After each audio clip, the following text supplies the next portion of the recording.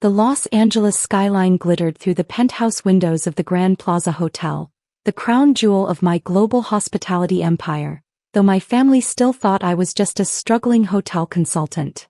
If they only knew that their precious Henderson Hotels was just one small piece in my much larger collection. Ms. Sullivan, my executive assistant Michael appeared with a stack of reports. The acquisition of the Asian luxury resorts is complete. We now control 73% of the high-end hospitality market in 6 countries.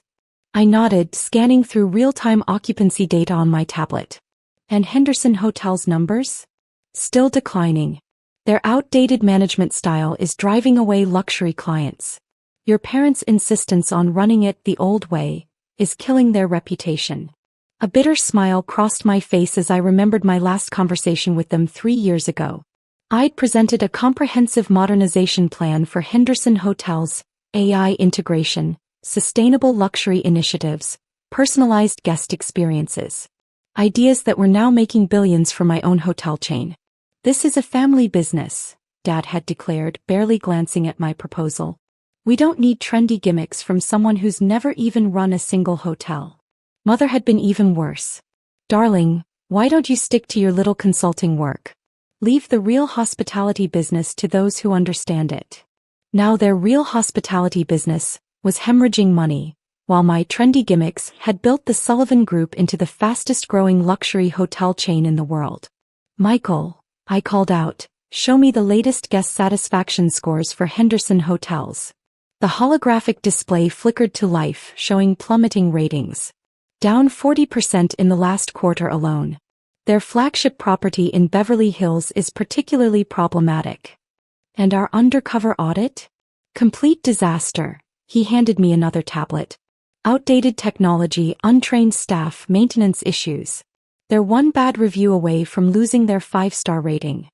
I scrolled through photos of worn carpets and dated decor, each image validating my secret purchases of Henderson Hotels stock through various shell corporations. We now owned 48%, just shy of controlling interest. "Your father called again," Michael mentioned carefully. "He wants to know if you'll attend their annual hotel awards ceremony next week. Apparently, they're giving your brother the Innovation in Hospitality award." I couldn't help but laugh. My brother Tom, whose idea of innovation was changing the minibar snacks, was getting an award while my multi-billion-dollar innovations were revolutionizing the industry. "Confirm my attendance," I said, standing to look out over the city. "And make sure all our pieces are in place. It's time to end this charade." "Everything's prepared," Michael assured me.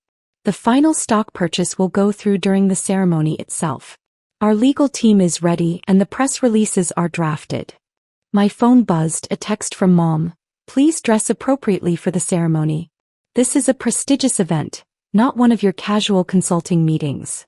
I glanced down at my bespoke Chanel suit and Louboutin heels, worth more than a year's stay in their presidential suite. "Tell them I'll do my best to look presentable." The week leading up to the ceremony passed in a carefully orchestrated blur. Each move calculated, each detail perfected. By the time my driver pulled up to the Henderson Grand Hotel, soon to be mine, we owned 49.9% of Henderson Hotels. "Miss Sullivan," the front desk manager greeted me nervously. He'd probably been warned about the disappointing daughter. "Your parents requested you use the side entrance." "That won't be necessary," I smiled, striding through the lobby I'd soon be renovating. I'm exactly where I should be. The ballroom was filled with the elite of the hospitality industry, many of whom actually worked for me through my various holdings.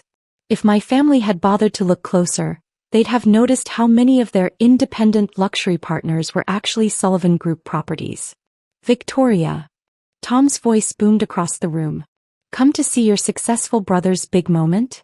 I accepted a champagne flute from a passing waiter, noting the cheap vintage. Another detail that would soon change. "Wouldn't miss it," I replied, checking my phone as another alert came through. Our final stock purchase was processing. In exactly 20 minutes, Henderson Hotels would have a new owner. The stage was set. The players were in position. And my family was about to learn that their struggling consultant had built an empire right under their noses. "Michael," I whispered into my earpiece, "is everything ready?" "All systems go," he confirmed, The takeover begins at your signal. I smiled, watching my parents work the room, completely unaware that their reign over Henderson Hotels was about to end. Then let's give them a night they'll never forget. The Henderson Grand Hotel's ballroom dripped with dated opulence, crystal chandeliers that hadn't been updated in decades, gold trim that had lost its luster. Every flaw screamed for the renovation I'd already planned. Victoria, darling, Mother Air kissed my cheeks, her eyes narrowing at my Cartier jewelry. How unexpected to see you here. And wearing such expensive pieces. Your consulting must be going better than we thought. If she only knew that I could buy her entire jewelry collection with my morning coffee budget. Ladies and gentlemen, Dad's voice boomed from the podium. Welcome to the 35th Annual Henderson Hotels Excellence Awards. I checked my phone, 18 minutes until the stock transfer completed. Right in the middle of Tom's acceptance speech. Your brother's done remarkable things, Mother gushed, gesturing to Tom who was preening at a nearby table. Did you know he increased room service profits by changing the menu font? I bit back a laugh, thinking of the AI-driven personalized dining experience I'd implemented across my hotels, increasing revenue by 300%. Miss Sullivan, Michael's voice whispered through my discreet earpiece. Final contracts are being signed. And, interesting development. The Five-Star Association is here. I spotted them, the delegation that determined luxury hotel ratings. Perfect timing, considering I'd anonymously sent them a detailed report about Henderson Hotel's declining standards last week. And now, Dad continued, the moment we've all been waiting for. The Innovation in Hospitality Award goes to my son, Thomas Henderson, for his groundbreaking improvements to our guest experience. Tom strutted to the stage as scattered applause filled the room. I noticed several industry veterans, secretly my employees, hiding their smirks behind champagne glasses. Thank you, Tom began. As everyone knows, innovation is the heart of Henderson Hotels. Our traditional values. My phone vibrated. The stock transfer was complete. I now owned 51% of Henderson Hotels. Time for the show to begin. Michael, I whispered. Execute Protocol Alpha. Suddenly, every screen in the ballroom flickered. The outdated Henderson Hotels logo dissolved, replaced by real-time performance metrics. Plummeting satisfaction scores. Declining revenues. Failed inspections. What's happening? Dad demanded, rushing to the podium as Tom stood frozen mid-speech. Ladies and gentlemen, I stood, my voice carrying across the now silent room. I believe we need to discuss some concerning trends in Henderson Hotel's performance. Victoria, sit down. Mother hissed. You're embarrassing the family. Am I? I smiled, walking toward the stage. Or am I finally showing the truth about what this family has done to a once great hotel chain? The screens changed again, showing more damning statistics. Under current management, Henderson Hotels has lost 40% of its luxury market share. Guest complaints have tripled. 3 properties are at risk of losing their 5-star rating. How dare you? Dad's face had turned purple. Security. Remove her. I wouldn't do that, I said calmly, nodding to Michael who distributed folders to the stunned audience. As the majority shareholder of Henderson Hotels, I have every right to be here. The silence was deafening. Mother's champagne glass slipped from her fingers, shattering on the marble floor. Tom's mouth opened and closed like a gasping fish. Majority shareholder? Dad whispered. Perhaps you should have paid more attention to your stock registry, I suggested. Sullivan Global Ventures has been acquiring shares for months. As of 3 minutes ago, we own 51% of Henderson Hotels. Sullivan Global. One of the 5-star delegates stood up. The luxury hotel group that's revolutionizing the industry. The same, I smiled. Though my family knows it better as my little consulting business. This is impossible, Tom stammered. You're just a consultant. Actually, brother dear, I'm the CEO of the largest luxury hotel consortium in the world. While you were changing menu fonts, I built an empire. And now, I gestured to the screens showing my company's portfolio. I'm going to save Henderson Hotels from your incompetence. The room erupted in chaos. Industry veterans pulled out phones, frantically calling investors. The 5-star delegation huddled together, reviewing my documentation. Mother had collapsed into a chair, her perfect makeup streaked with tears. You can't do this, Dad's voice shook. This is our family legacy. Was your family legacy, I corrected him. Now it's part of mine. And trust me, I have much bigger plans than changing menu fonts. The morning sun streamed through the floor-to-ceiling windows of my new office, formerly my father's sanctuary at Henderson Hotel's headquarters. In the week since the awards ceremony, the hospitality world hadn't stopped buzzing about the takeover. Hotel heiress reveals secret empire, and consulting queen's billion-dollar revenge dominated industry headlines. The transition team is ready, Michael announced, entering with a stack of documents. And the press is assembled in the main conference room for your first official announcement as CEO of Henderson Hotels. I stood at the window watching the city wake up. The view would be better after the renovation. I'd already approved plans to add 20 stories to the building. Any word from the family? Your mother's been calling hourly. Your father's lawyers tried to challenge the stock purchase. Our legal team shut them down in minutes. And Tom? Michael smirked. He's still trying to access his executive suite. His keycard stopped working last night. Speaking of access, I turned from the window. Has security finished the sweep of all Henderson properties? Complete. We found exactly what you predicted: outdated systems, security vulnerabilities, and, he handed me a tablet, interesting financial discrepancies in your brother's expense reports. I scanned the numbers, each line item confirming what I'd suspected. While Tom had been accepting awards for changing fonts, he'd also been embezzling from the company. Perfect ammunition for the board meeting later today. Ms. Sullivan, my secretary's voice came through the intercom. Your parents are here. They don't have an appointment, but they're demanding to see you. I smiled, straightening my Versace suit. Send them in. It's time they see how a real hotel empire is run.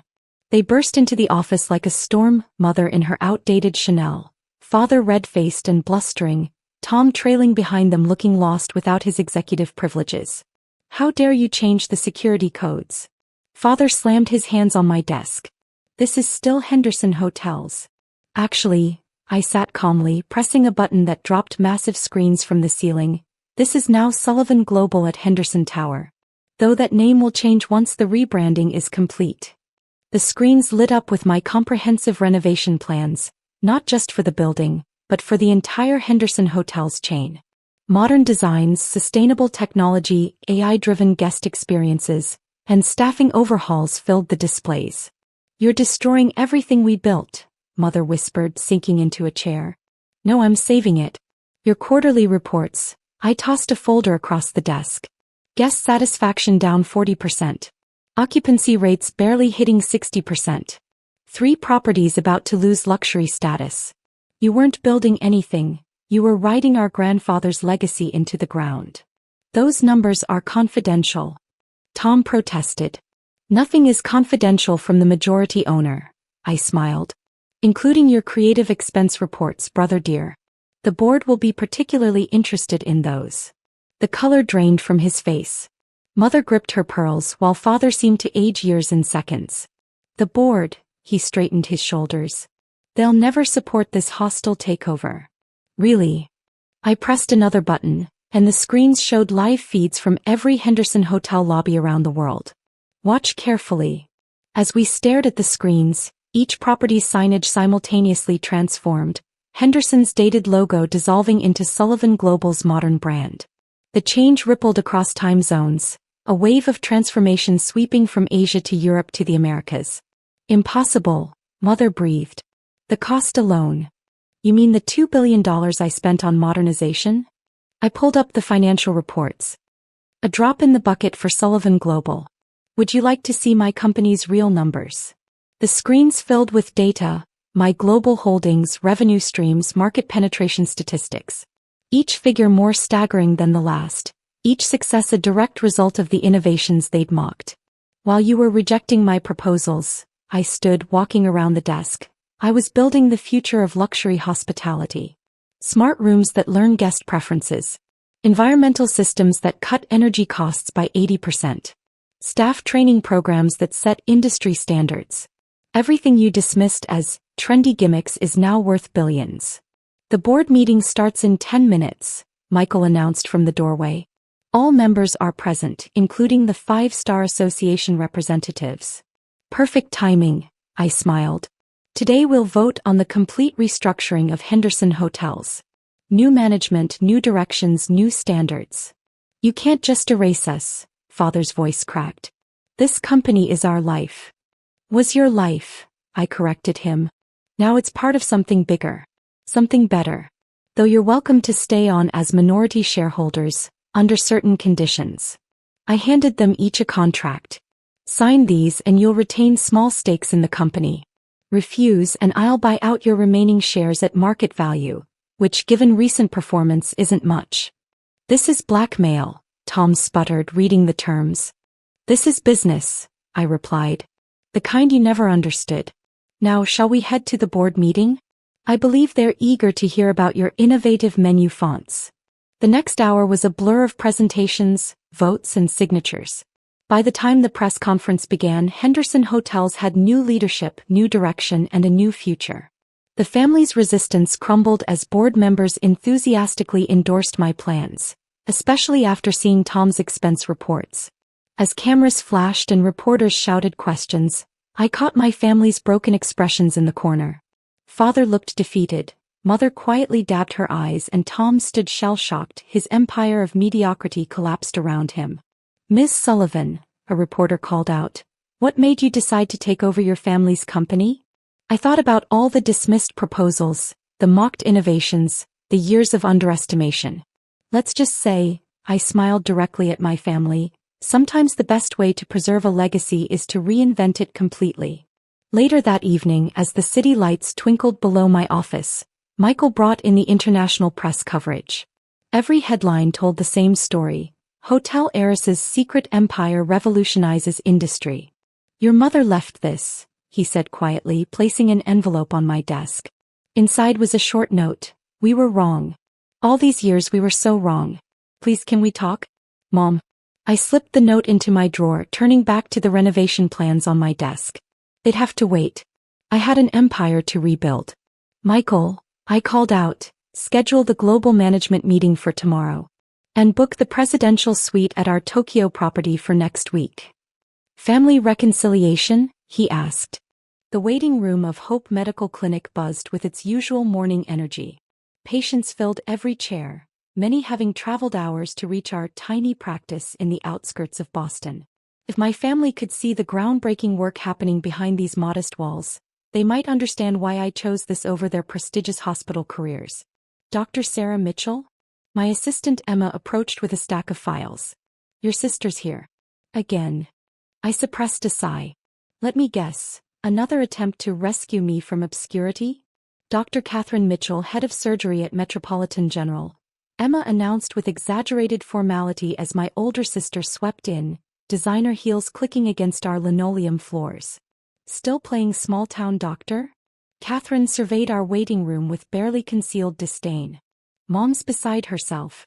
The Mitchell name reduced to this. I continued reviewing patient files. Our clinic served over 10,000 patients last year. Treating colds and twisted ankles, she scoffed. While I'm pioneering surgical techniques at a real hospital. If she only knew about the revolutionary treatments we were developing in our research wing, the one hidden behind what looked like storage rooms. What brings you here, Catherine? Besides critiquing my life choices. The board meeting at Metropolitan. Dad insists you attend. She dropped an envelope on my desk. Though why he wants the opinion of a clinic doctor. My phone buzzed, a message from my lawyer. Acquisition complete. All papers ready for signing. I'll be there, I said, hiding my smile. Wouldn't miss it. Good. Maybe seeing real medicine will remind you of what you gave up.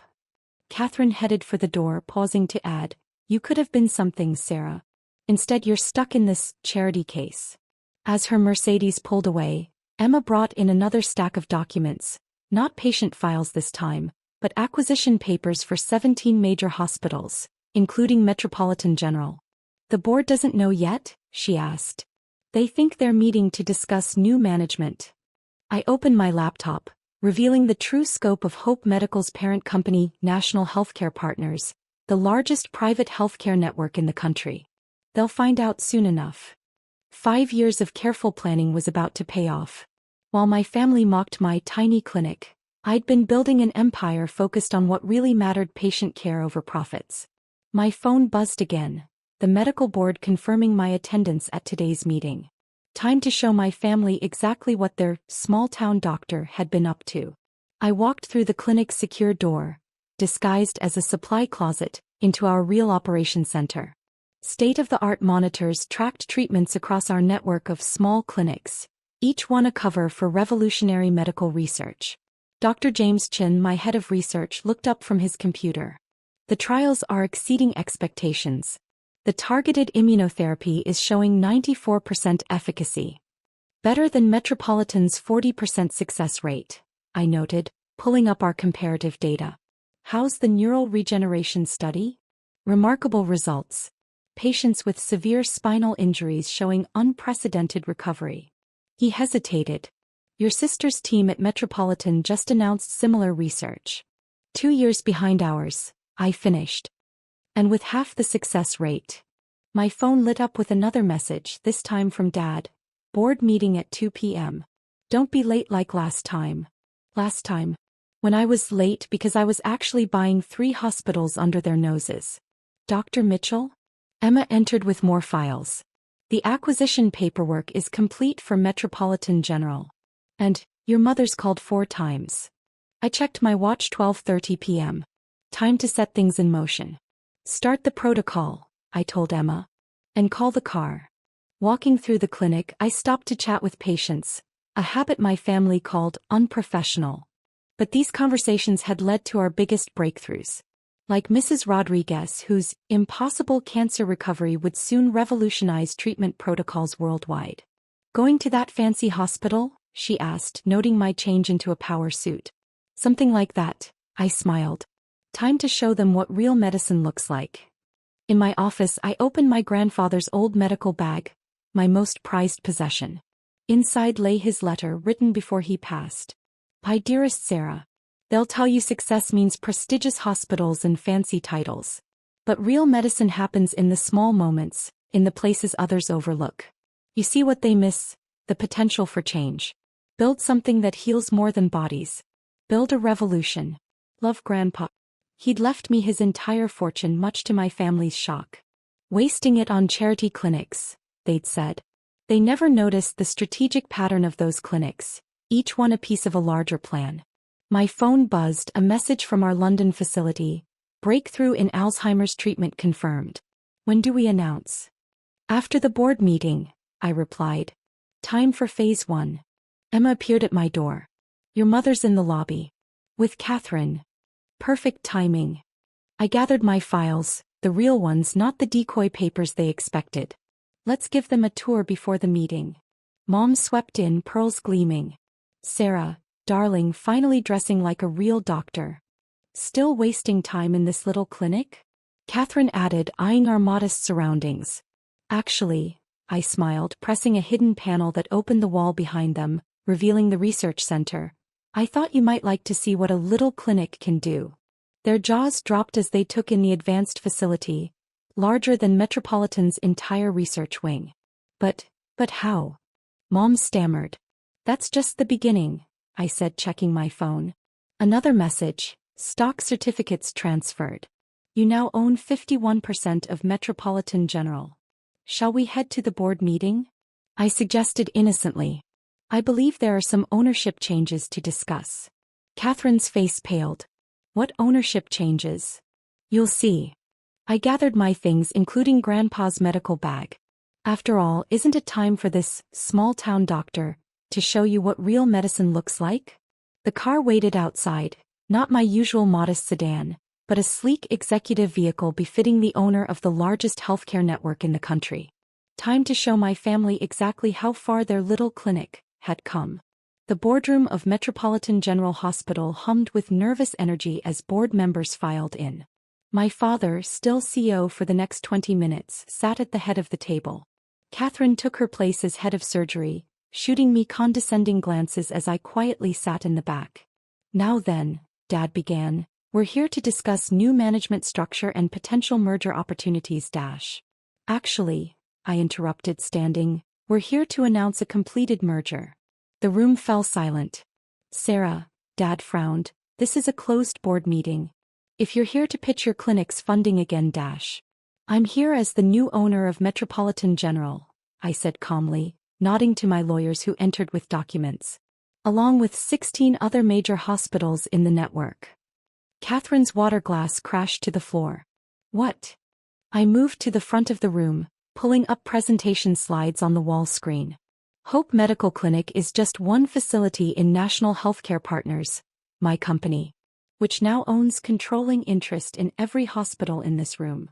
Impossible, Dad sputtered. The ownership shares were purchased through various shell companies over the past 3 years, I finished. While you were mocking my little clinic, I was building the largest private healthcare network in the country. The screens filled with data, research breakthroughs, treatment success rates, patient satisfaction scores. Every metric showing my tiny practice outperforming Metropolitan's prestigious departments. Your targeted cancer therapy program, I looked at Catherine, has a 40% success rate. My clinic's rate? 94%. Your neural regeneration research? We completed it 2 years ago. Those miracle recoveries you've been hearing about? All our patients. Mom stood shakily.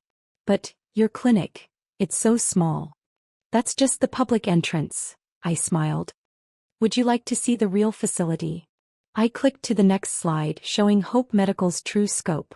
A massive research complex hidden behind the modest clinic facade. State-of-the-art labs, revolutionary treatment centers, and technology Metropolitan's board had only dreamed of. While you were focused on prestige, I continued, I was focused on results. Every small clinic in our network is actually an advanced research facility. We've developed treatments you won't see in traditional hospitals for years. Dad's face had turned ashen. The merger announcement today is to inform the board that Metropolitan General is now part of National Healthcare Partners. I distributed more documents, along with every major hospital in New England. You can't just take over, Catherine started. I already have, I cut in. Check your phones. The press release went out 2 minutes ago.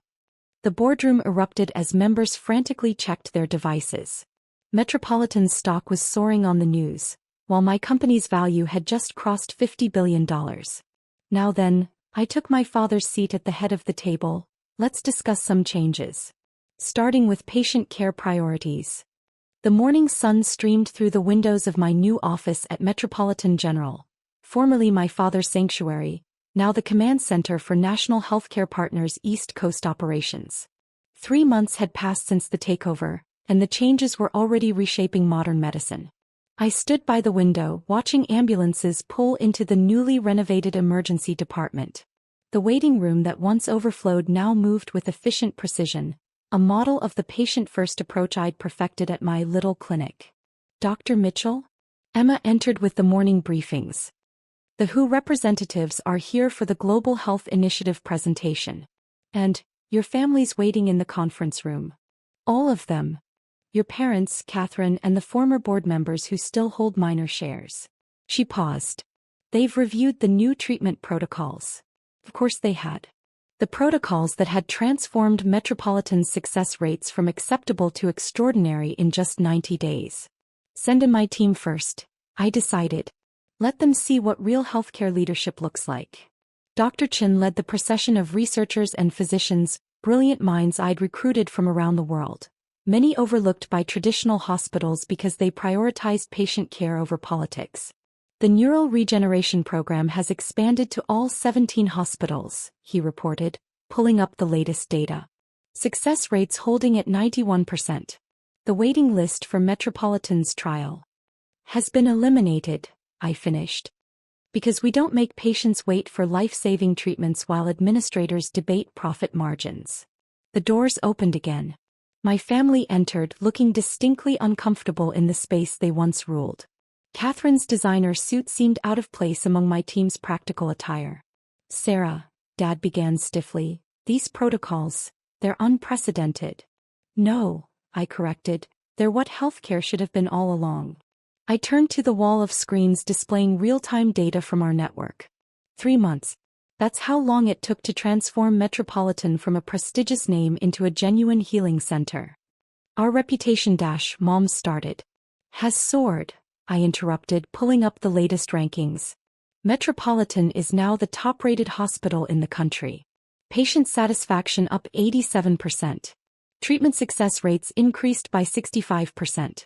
Emergency wait times down 79%. But the costs, Catherine protested, are lower than ever. I clicked through more slides. Turns out when you focus on healing instead of billing, when you prioritize prevention over procedures, healthcare becomes both better and more affordable. Impossible, Dad muttered. Actually, Dr. Chin stepped forward. It's exactly what Dr. Mitchell proved at Hope Medical years ago. While you were mocking her small clinic, she was perfecting a new model of healthcare. I moved to the central screen displaying our global initiative. Today we're announcing the next phase. National Healthcare Partners is partnering with the World Health Organization to implement our protocols worldwide. The WHO? Catherine's voice cracked. But you're just the CEO of the most innovative healthcare company in history? I smiled. The one who developed treatments you claimed were impossible. This small-town doctor, who now owns the hospital where you once mocked her choices. The screens filled with images of our expanding network. New research facilities, teaching hospitals, community clinics, each one following the model I'd built while they laughed at my tiny practice. This morning, I continued, we're launching the Mitchell Foundation for Medical Innovation. $5 billion dedicated to supporting overlooked researchers and unconventional approaches. I paused, looking at my family. Named after grandfather, of course. The only one who saw the potential in a different way of thinking. Mom sank into a chair. Your grandfather, he knew? I pulled out his old medical bag, now displayed prominently in my office. He left me more than money. He left me a vision. Real medicine happens in the small moments, he wrote. In the places others overlook. The doors opened again as more team members arrived, leading researchers, physicians, and administrators from across our network. Many had started at Hope Medical, believing in my vision when traditional hospitals rejected their ideas. Today's WHO presentation will showcase our complete transformation of modern healthcare, I announced. From the groundbreaking cancer treatments to the neural regeneration therapy to the revolutionary approach to patient care. And our roles? Dad asked quietly. Are whatever you earn, I replied. No more legacy positions. No more political appointments. Every role in our network is based on merit and commitment to patient care. Catherine stepped forward. I was wrong, she said softly. About you, about the clinic, about everything. Yes, you were. I turned to the window, watching more patients enter the hospital, no longer a place of prestige and profit, but a true center of healing. But this isn't about proving you wrong. It's about proving what healthcare can be. My phone buzzed with updates. Breakthrough treatments saving lives across our network, research developments reshaping medical science, and most importantly, patients receiving care without regard for wealth or status. The WHO team is ready, Emma announced. I gathered my presentation materials, including grandfather's letter, my constant reminder of why I chose this path. You can stay for the presentation, I told my family. See what happens when someone thinks beyond prestigious titles and profit margins. When they dare to build something truly revolutionary. The morning sun climbed higher, casting my shadow across the office where I'd once been dismissed as a small-town doctor. But I hadn't just proven them wrong, I'd transformed an industry. Dr. Mitchell? A young resident appeared at the door. The spinal injury patient from Hope Medical, she's walking. I smiled, remembering how Catherine had called that treatment impossible just months ago. Let's go see her. After all, real medicine happens in these moments. As I walked out, leaving my stunned family behind, I touched grandfather's medical bag one last time. He'd been right. Success wasn't about size or prestige. It was about vision, courage, and the determination to heal in ways others couldn't imagine. The marble-floored lobby of Mike's downtown office building gleamed under crystal chandeliers as I waited for the elevator that would take me to his corner suite on the 32nd floor. The building's directory listed Thompson Investment Consulting in elegant gold lettering, a testament to my older brother's reputation as one of the city's most successful financial advisors. Through the floor-to-ceiling windows, I could see the bustling financial district where Mike had built his career managing portfolios for wealthy clients and corporate executives. I adjusted my simple cardigan and checked my watch, knowing I was already 10 minutes late for what Mike had called an urgent family business meeting. At 26, I was the family underachiever who worked as a freelance math tutor while living in a modest studio apartment across town. My beat-up Honda Civic looked pathetic parked next to the Mercedes and BMWs in the building's executive garage. Mike's receptionist, an impeccably dressed woman who clearly recognized me as the disappointing younger sister, escorted me through glass doors into his impressive corner office. The space screamed success. Mahogany furniture, awards covering the walls, and a panoramic view of the city skyline that probably cost more in monthly rent than I made in 6 months. Finally, Mike said without looking up from his computer monitors displaying real-time market data and portfolio performance charts. I've been waiting to discuss some serious concerns about your financial situation and its impact on the family. He gestured for me to sit in the chair across from his massive desk while he finished what appeared to be an important transaction for a client. His expensive suit probably cost more than my monthly rent, and his Rolex caught the afternoon sunlight streaming through the windows. "Lisa, I'm going to be direct because someone needs to have this conversation with you," Mike began, finally turning away from his screens to focus on me with the condescending expression he'd perfected over years of talking down to people about money. "Your lifestyle choices are becoming an embarrassment to the family, and more importantly, they're becoming a financial drain that we can't continue to ignore." I remained silent, accustomed to these lectures about my lack of professional ambition and financial responsibility. What Mike didn't know was that my tutoring work was actually a carefully maintained cover for something much more substantial and legally complex. "Look around this office," Mike continued, standing up to gesture toward his wall of achievements and client testimonials. "This is what real financial success looks like. I manage over $200 million in client assets. I own a penthouse downtown. I drive luxury vehicles. This is the kind of career trajectory you should be pursuing instead of wasting your math degree on tutoring high school students." The irony was so complete I had to suppress a smile. Mike's entire identity was built around managing other people's money while lecturing me about financial irresponsibility. He had no idea that his own financial success was entirely dependent on investment capital that I controlled. "Mom and Dad have been covering your rent shortfalls for 2 years," Mike announced, consulting what appeared to be a detailed financial analysis he'd prepared for this meeting. "Your car repairs, your health insurance gaps, your general living expenses. All of it has been supplemented by family money because your tutoring income isn't sufficient for independent adult living." He pulled out a spreadsheet showing various financial assistance provided to me over the past several years, completely unaware that every dollar had actually come from investment returns generated by my own portfolio management. "The family can't continue subsidizing your refusal to pursue a real career," Mike declared with the authority of someone accustomed to making important financial pronouncements. "It's time for some tough love and accountability measures." My phone buzzed against my leg with a notification from Morgan Stanley's investment management division. I glanced discreetly at the message about quarterly portfolio reviews and felt the familiar irony of Mike's financial lectures. Starting immediately, Mike announced, "No more family financial assistance. No more rent supplements, no more emergency loans, no more safety net for your poor career choices. You need to sink or swim like every other adult in the competitive real world." He leaned back in his executive chair with the satisfaction of someone delivering necessary harsh truths to an ungrateful family member who had been taking advantage of collective generosity for too long. "Quit being a financial burden," Mike shouted, his voice echoing through the corner office with its expensive furnishings and commanding city views. "It's time to grow up and start contributing to the family wealth instead of constantly draining it like some kind of permanent dependent."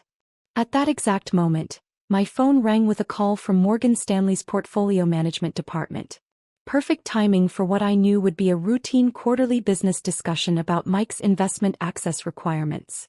"Excuse me," I said calmly, answering the phone while maintaining direct eye contact with my increasingly agitated brother.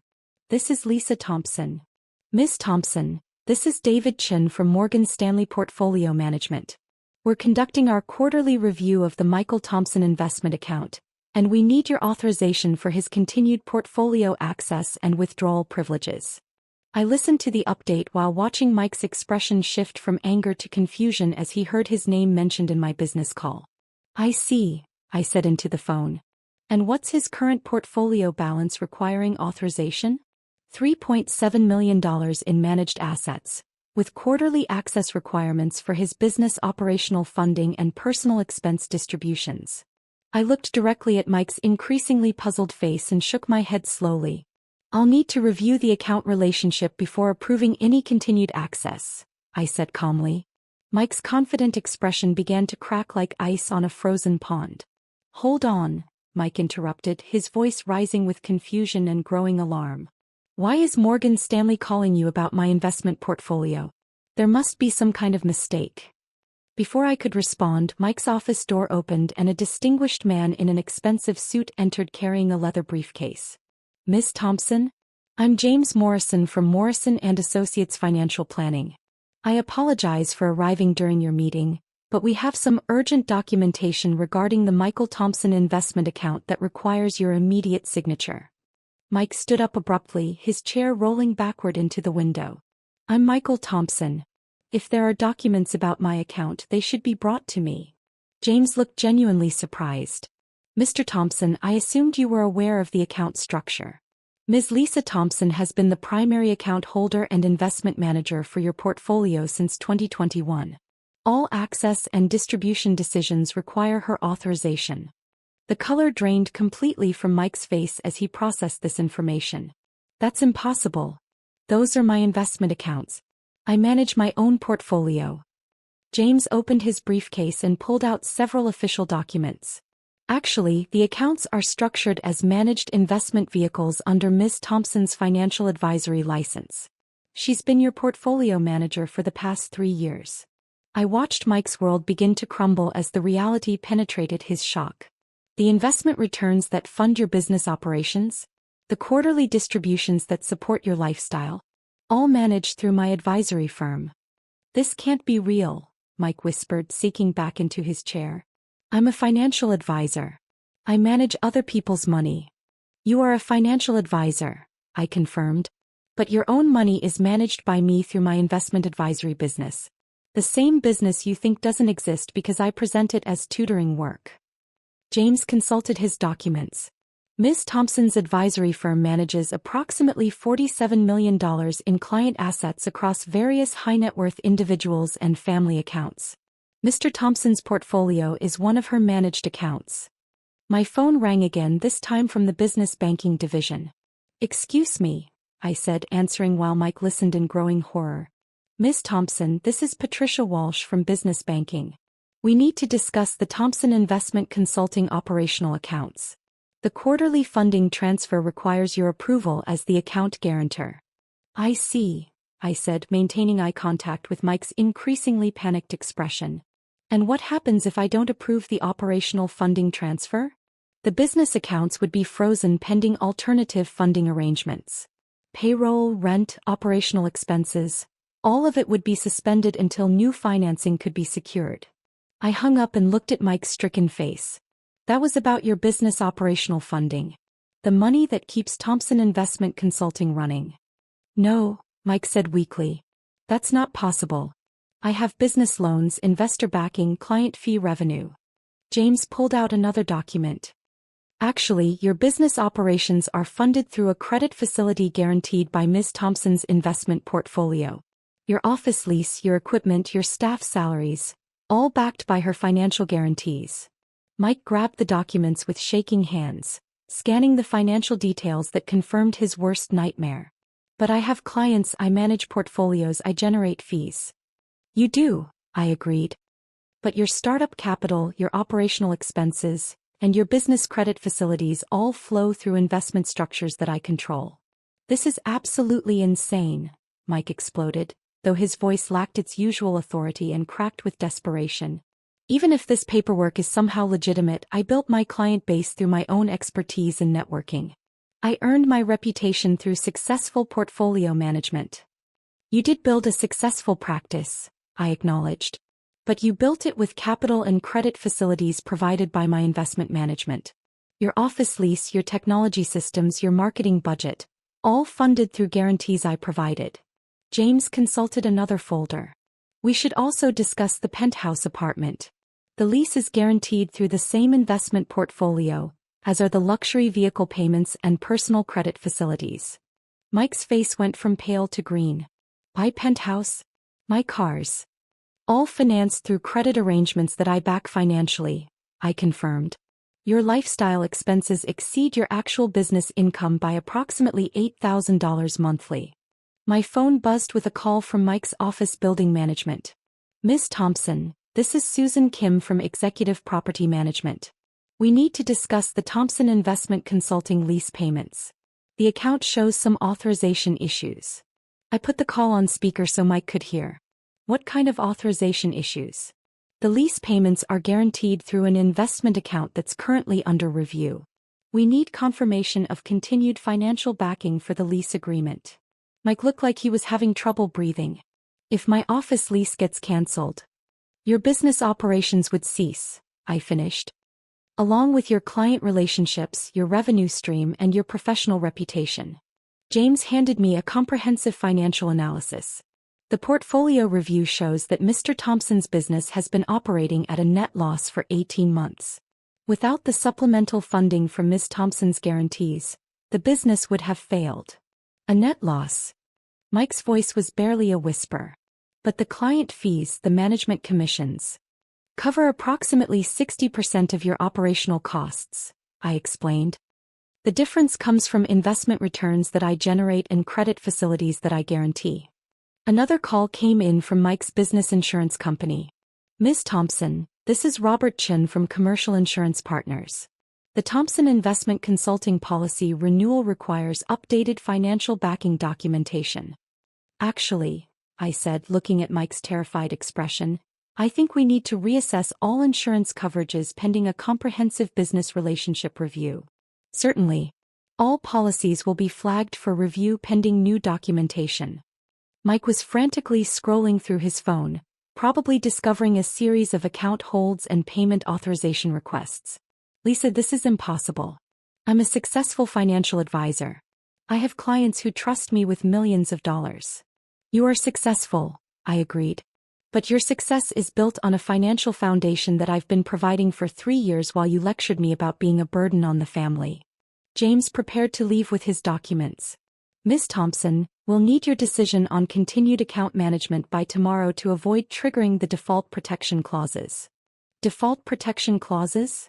Mike asked frantically. Standard language requiring immediate settlement of all guaranteed obligations if the backing arrangements are terminated, James explained. In this case, approximately $400,000 in immediate payments would be required. Mike's hands were shaking as he realized the full extent of his financial dependence. Lisa, please. We can work this out. I'm sorry for what I said earlier. Sorry for calling me a financial burden?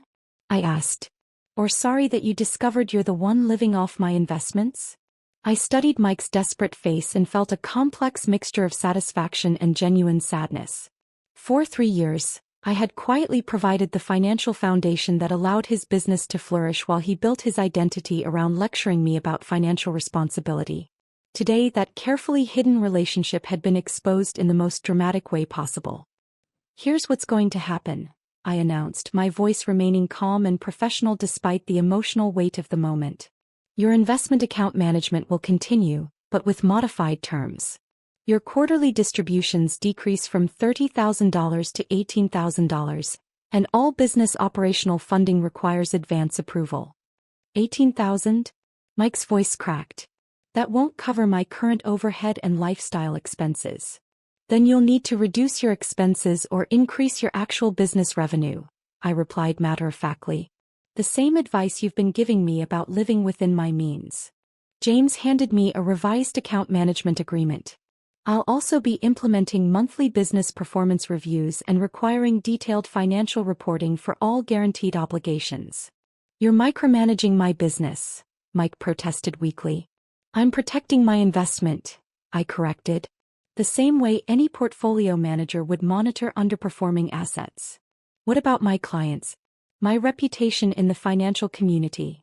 We'll continue as long as you maintain professional standards and generate positive returns on the capital I provide, I informed him. Poor performance or continued hostile behavior toward your primary investor could result in funding termination. James prepared the final documentation. These new terms take effect immediately. All existing credit facilities will continue under the revised structure with enhanced oversight requirements. Mike stared at the account modification papers that would officially acknowledge what had been true for years. His financial success depended entirely on his sister's investment management and capital provision. One more thing, I added as James prepared to leave. The financial burden you've been complaining about? Starting next month, you'll be paying standard portfolio management fees, 2.5% annually on assets under management. That's approximately $7,500 monthly for my professional services. Mike's pen trembled as he signed the documents. Lisa, I had no idea about your actual business. I genuinely thought you were struggling financially. I was struggling, I replied. Struggling to understand why someone whose entire business depends on my investment capital spent 3 years telling me I was a financial drain on the family. As James gathered the signed agreements, Mike's office phone started ringing with calls from clients, vendors, and business partners who had apparently received notifications about account restructuring and new authorization requirements. The brother who told me to stop living off the family, I said, standing to leave his corner office, just discovered that he's been living off my investment portfolio for 3 years. The familiar scent of Mom's pot roast filled the colonial dining room as our family gathered for Sunday dinner at my parents' house on Oakwood Drive. Dad carved the meat with ceremonial precision while Mom arranged the side dishes on her best china. I sat in my usual spot, quietly observing the ritual I'd participated in for 28 years. Jessica, you really need to start thinking about your housing situation, Dad announced between bites. Renting that little apartment downtown is fine for now, but you can't put off real financial planning forever. My sister Amanda nodded from across the polished mahogany table. Dad's right. I'm so glad Mark and I bought our starter home last year. Building equity feels amazing compared to throwing money away on rent. I continued eating silently, glancing around the dining room that had been redecorated 3 times since my childhood. The crown molding hardwood floors and bay windows that Dad loved to show off to visitors. Through those windows, I could see the mature oak trees that gave the street its name, their branches casting familiar shadows across the manicured lawn. The problem with your generation, Dad continued, settling into his lecture mode, is you want everything immediately. Property ownership requires patience, sacrifice, long-term commitment. You can't just decide one day to buy a house. Uncle Tom raised his wine glass approvingly. Exactly right, Dave. Real estate is serious business. Down payments, credit scores, market timing. Not everyone has what it takes to be a homeowner. My phone vibrated in my purse with the familiar pattern of weekend property notifications. Mortgage payments clearing, maintenance requests, tenant communications that required owner approval even on Sundays. Jessica's always been more of a free spirit, Aunt Linda added with gentle condescension. Nothing wrong with that, but property ownership requires a different mindset. Responsibility, stability, forward thinking. Mom smiled sympathetically as she passed the mashed potatoes. There's no rush, honey. Some people are natural renters. It's a perfectly valid lifestyle choice. My younger brother Kevin looked up from his phone. Actually, the rental market's pretty brutal right now. Jessica's probably smart to wait until she can afford something decent. No point in buying just to buy. Dad's expression turned serious, the way it did when he was about to deliver important wisdom. That's exactly the wrong thinking, Kevin. Property ownership isn't just about having a place to live. It's about building wealth, creating stability, proving you can handle major financial responsibility. Through the bay windows, I could see the Hendersons' house next door, where I'd played with their daughter Sarah throughout elementary school. The Johnsons' place across the street with its distinctive red shutters. The Garcias corner lot with the beautiful rose garden. Memories of a neighborhood I'd known intimately since childhood. Real estate appreciation in this area has been incredible, Amanda's husband Mark chimed in. We bought at exactly the right time. Property values are up 18% just since last year. Smart timing, Dad agreed. This neighborhood's always been solid. Good schools, stable families, properties that hold their value. That's why your mother and I chose to buy here 25 years ago. My phone buzzed more insistently now, displaying notifications from my property management company, my real estate attorney, and my private banker. Sunday evenings often brought urgent matters that couldn't wait until Monday morning. Jessica needs to understand that homeownership is about more than monthly payments, Uncle Tom declared, warming to the topic. It's about having something that's truly yours, something no landlord can take away. Exactly, Dad nodded emphatically. Pride of ownership, community investment, the ability to build something lasting. Renters are always temporary, always transient. Homeowners put down roots. I glanced at my phone screen showing 7 missed calls from my executive assistant and multiple urgent messages marked, property portfolio update, owner signature required. The timing was less than ideal, but some decisions couldn't be delayed regardless of family dinner schedules. The discipline required for homeownership, Aunt Linda continued, is what separates successful people from those who just drift through life. You have to commit, sacrifice, think beyond immediate gratification. Mom reached over to pat my hand supportively. Don't let them pressure you, sweetheart. You'll know when you're ready. Not everyone needs to own property to be happy. But everyone should want to build wealth, Dad corrected gently. Property ownership is the foundation of financial security in America. Without it, you're always at someone else's mercy. Kevin was scrolling through real estate apps on his phone. Houses in this neighborhood are going for like $850,000 now. Remember when you guys bought this place for $180,000? Best investment we ever made, Dad said with obvious satisfaction.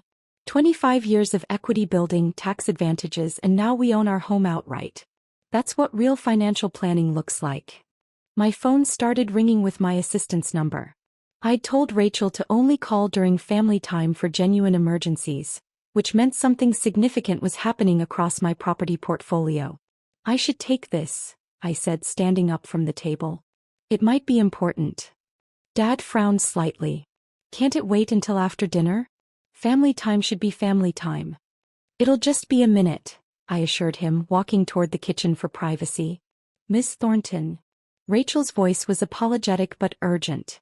I'm sorry to interrupt your Sunday, but we have 3 situations requiring immediate owner approval. What's happening?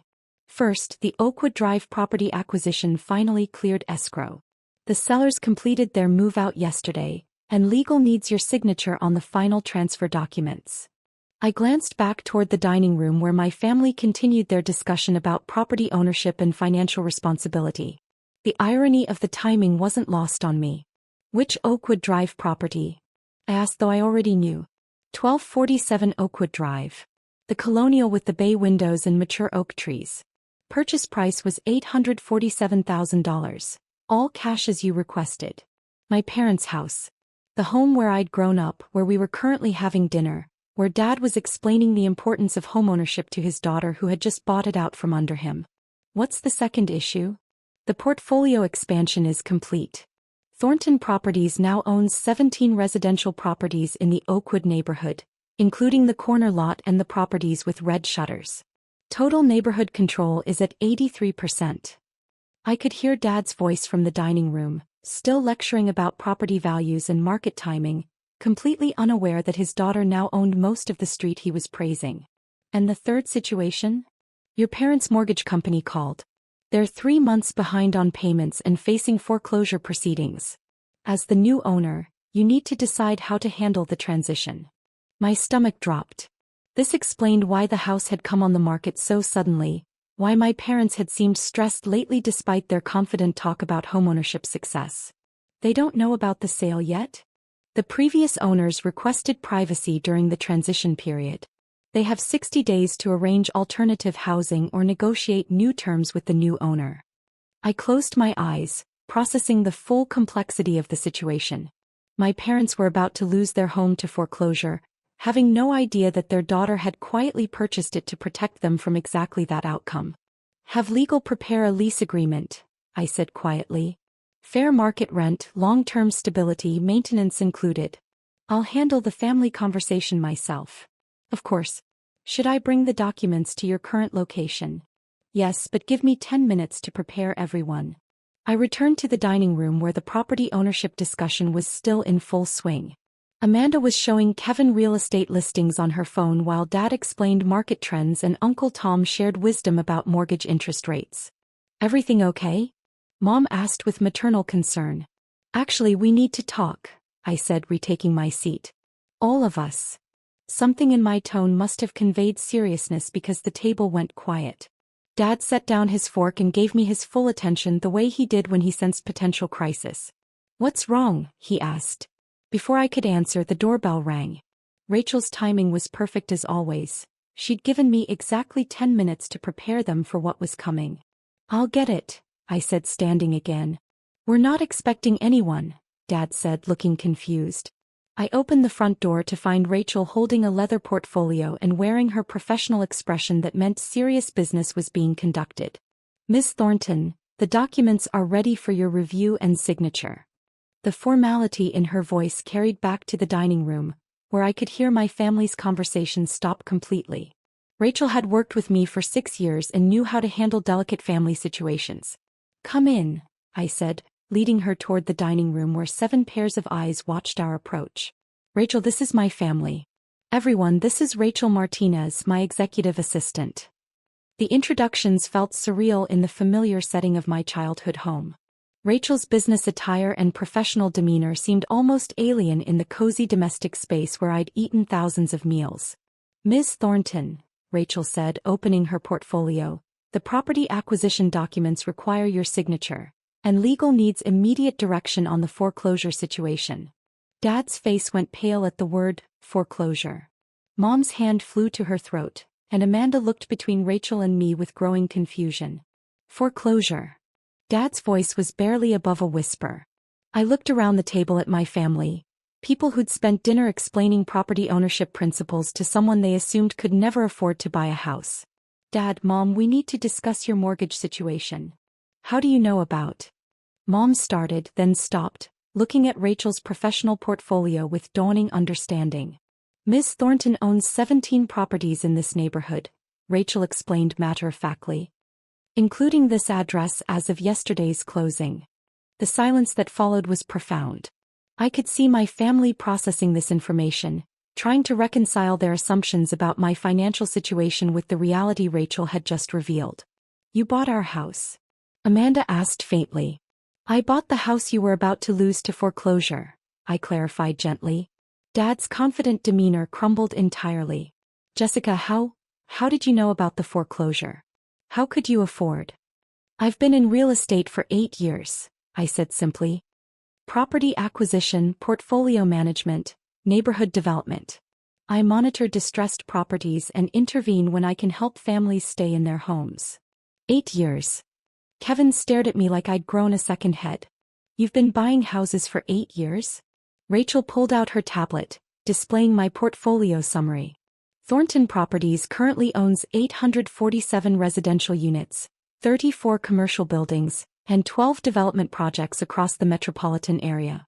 Total portfolio value is approximately $2.8 billion. The number seemed to echo in the familiar dining room. I watched Dad try to process that his daughter, whose financial wisdom he'd been questioning all evening, controlled enough real estate to house a small city. $2.8 billion, Uncle Tom repeated slowly. "Conservative estimate," I confirmed. "The portfolio appreciates significantly each year." Mom was looking around her dining room with new eyes. "You own our house." "I own the house you've lived in for 25 years, I said gently. "And I want you to continue living here, but as tenants rather than struggling homeowners." Dad found his voice again, though it lacked all its earlier authority. "The foreclosure. We were 3 months behind. How did you?" "I monitor foreclosure listings in neighborhoods where I want to expand my portfolio," I explained. "When I saw this address, I moved quickly to purchase before the bank could seize it." "To protect us," Mom said with understanding. "To protect you and to acquire a property in a neighborhood I was already investing in," I said honestly. It made sense both personally and professionally. Rachel cleared her throat diplomatically. "The lease agreement offers market rate rent with maintenance included, plus an option to purchase back at any time. Very favorable terms for continuing tenants." Amanda was scrolling through her phone, apparently researching my company. Thornton Properties, you're in Forbes. Self-made real estate mogul reshaping urban housing. I've tried to stay private, I said. Media attention complicates family relationships. Like this conversation, Dad said quietly. Exactly like this conversation.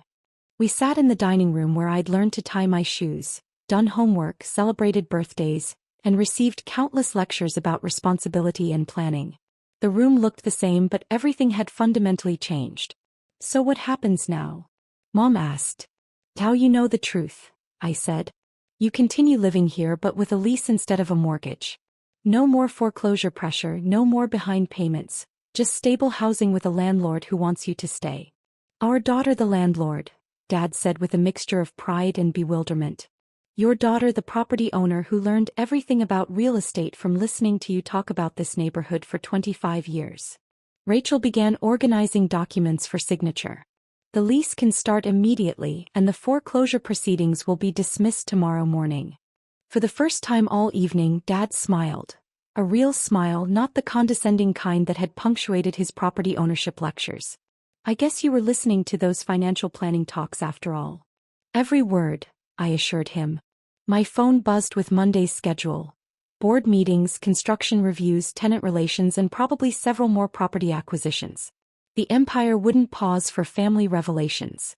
But for now, sitting in my childhood dining room that I now owned, surrounded by people who'd always wanted me to succeed, I was content to let the business wait until tomorrow. The pot roast was getting cold, but the conversation had finally warmed up.